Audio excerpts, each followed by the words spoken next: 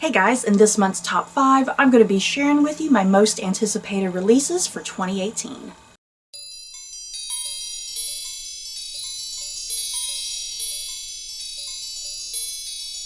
Whew, I can't believe it's already 2018. Yeah guys, it feels kind of weird, makes me feel super old for some stupid reason, but yeah, with another year comes another year of possibly new good books coming out in the future. So let's cross our fingers that we have some excellent books this year.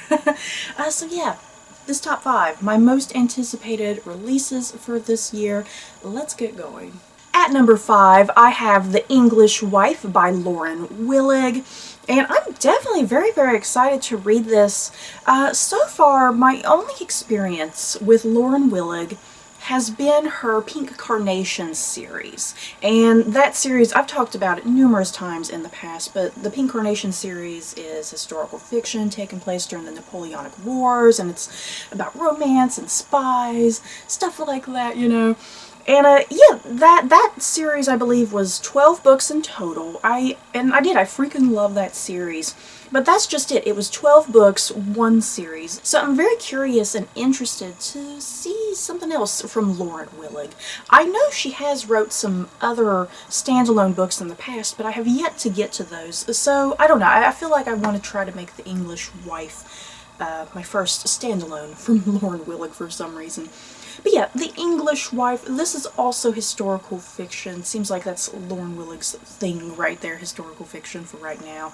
Takes place during the 1800s, if I'm not mistaken, in England. And the plot summary was pretty in-depth, but by my basic understanding of the plot summary, it's about this wealthy man and woman who are married, but some shenanigans happen. The wife goes missing, the husband ends up dead, so what's up with that? And it seems like the point of view is told from the sister of the missing woman. So I'm definitely very curious to read this book since it's really good, a promising standalone from Lauren Willig. At number 4, My Dear Hamilton by Stephanie Dray and Laura Kamoe. And I am really excited for this, you guys. I previously read America's First Daughter by these two authors. I guess they write together. Yeah, I loved America's First Daughter. That was an amazing book. I think that ended up on my Best of 2016 list, if I'm not mistaken. I can't remember if it made number 1 or number 2 on my list, but it was up there very high, and I love that book.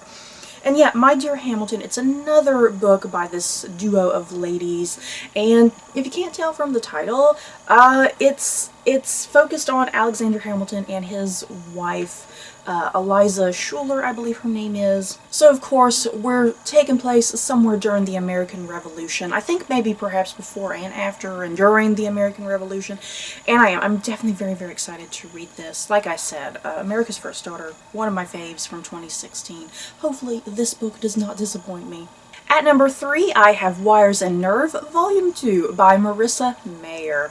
And I definitely cannot wait for this. Volume 1 of Wires and Nerve was a pleasant surprise for me. If you don't know what Wires and Nerve is, just a quick thing here. It's a companion piece to Marissa Mayer's Lunar Chronicles series, which are sci-fi retellings of classic fairy tales. And yeah, this is just a graphic novel format taking place after the Lunar Chronicles. I really love the Lunar Chronicles series. The first graphic novel was, like I said, a pleasant surprise. I really enjoyed it. It felt like I was back in that world, and it just felt like a continuation of the story, which is important. So yeah, I cannot wait for Volume 2 to see where things go. I'm not sure if it's the final volume. I'm not sure if there's supposed to maybe be 3 volumes, or if 2 volumes is it. I honestly don't want the world to end. I love the Lunar Chronicles too much for it to end, but yeah, hopefully Wires and Nerve Volume 2, it's good. It definitely has a really good story, so hurry up, Wires and Nerve. It needs to come out faster. At number 2, Queen of Air and Darkness by Cassandra Clare. Ooh, this is, I believe, the 3rd and final book in the Dark Artifices trilogy. And boy oh boy, you guys, that second book, it messed me up.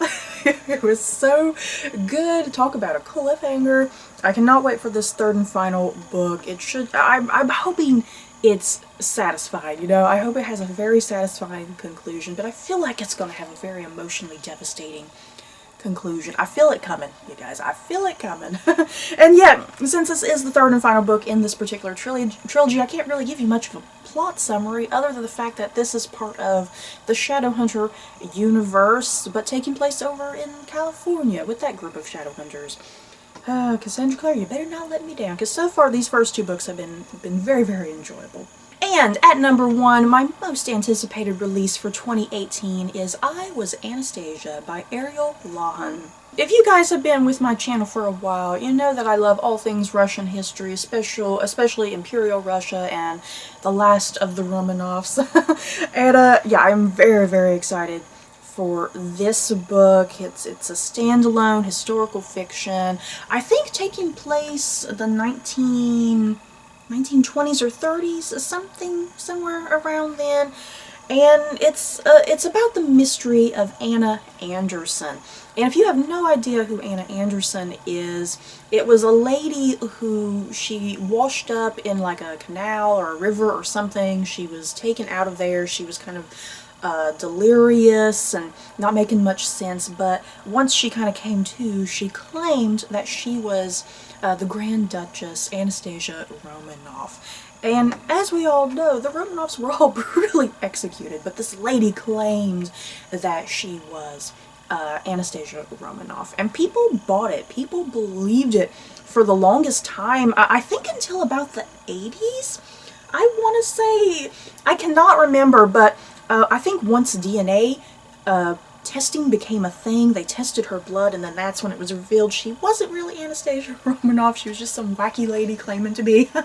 But either way, the story of Anna Anderson, I think through the decades, it has been romanticized. You know what I mean? It's become romanticized. It almost seems like a fairy tale, and it's kind of reached a point. It's almost like, God, I want this to be true. You know, I want to believe that one of the Romanov kids did not get killed.